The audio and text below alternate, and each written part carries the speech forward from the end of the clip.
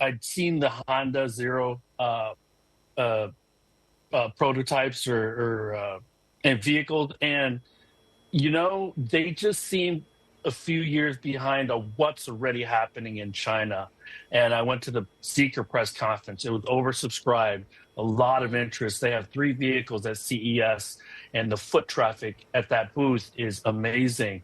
And Yeah. speaking to a few of my friends that were at the booth that looked at these vehicles for the first time, specifically Ed Kim, who's the head of Auto Pacific, who his job is to really analyze these vehicles. He was really, really impressed to the point where he wanted to drive one of these cars. And so, the Western automakers are still a ways behind on the technology side, on the fit and finish. And I think that's reflected in the interest that you're seeing at the Zeekr booth here at CES.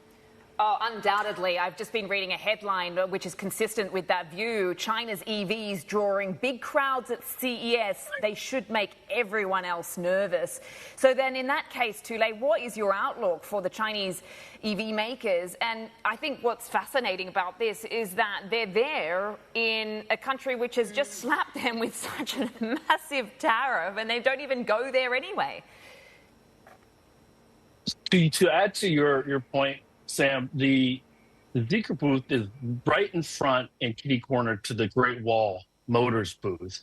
And Great Wall has a motorcycle, but it also has an electric vehicle, smart vehicle that's at its booth.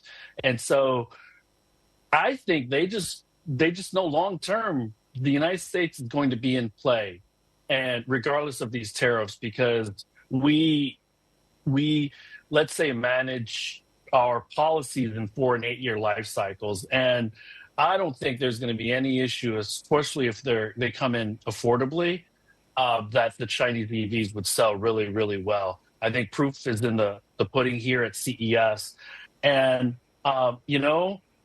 as for 2024 in the China market, Tesla was flat.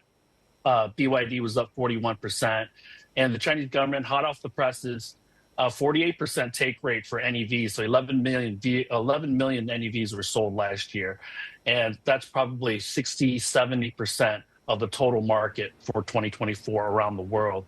And we've seen now that the Chinese government is going to renew the Clash for Concord, or the subsidies program. And so we should see a continued price war and more growth in the NEV sector for sure. I've seen 15 million as a forecasted number for 2025 in China.